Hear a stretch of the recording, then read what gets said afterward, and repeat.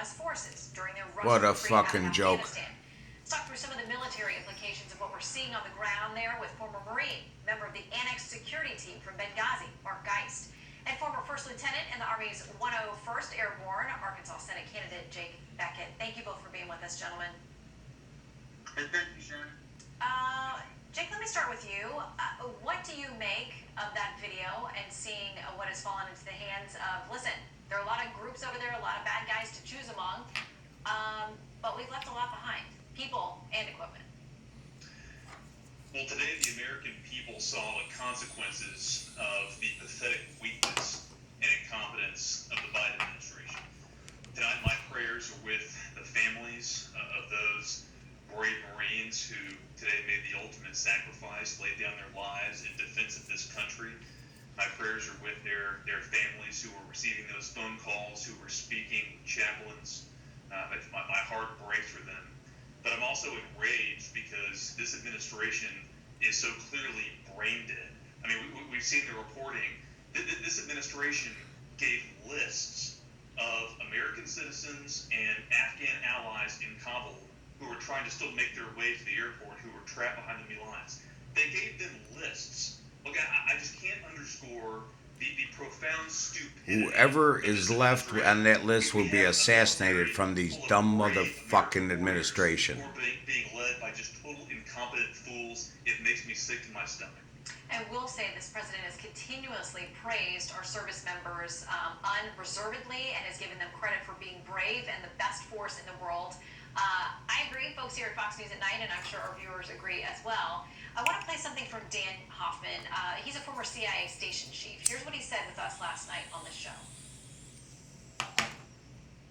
We are watching Afghanistan being transformed into a terrorist state. The Taliban has sheltered and provided sanctuary for Al-Qaeda for years.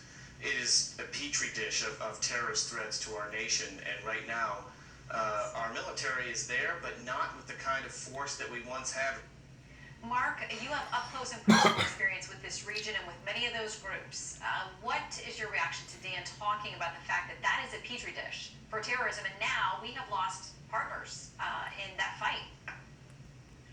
You know, for the last 2 months, we've been getting reports from sources on the ground that I know of that there have been processing stations set up by the Taliban to bring in foreign fighters. And within that, we're seeing ISIS and Al-Qaeda. You know, and then you look at our southern border being as open as it is and how much influence that the Iranian Republican Guard has in the human trafficking and how sophisticated human trafficking has become in our southern border and throughout our southern countries below us. And it's very easy to see how they're going to be using that sophistication to come up to us. Was talking to a Border Patrol agent just about 3 weeks ago, and they had indicated that there's over 72 different countries represented in those that are crossing our southern border.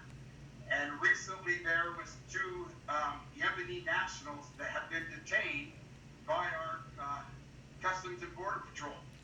Now, if that's not what a very substantial risk of terrorism is coming across there, and why we don't secure that border is beyond me. But I think our president takes as much seriousness to that as he does to the way that he tried to execute the withdrawal from Afghanistan. Yeah, and to that point about how this withdrawal has been done, former National Security Advisor Lieutenant General H.R. McMaster, retired, had this to say about the priorities there. When you prioritize withdrawal over the achievement of any kind of a noble aim in war, this is what you get. That is what surrender is. And that's what we've done, closing all the airfields that we just controlled just a couple of months ago. I mean, it makes no sense, but it only makes sense really when you recognize that there are costs associated with surrendering to a terrorist organization. So, Jake, what do you make of that? Was the PR poll to be out by 9/11 the big, prize here? What was this about in the consideration here? Because the president says he was following the military's guidance and suggestions. Well, I think these considerations were purely political.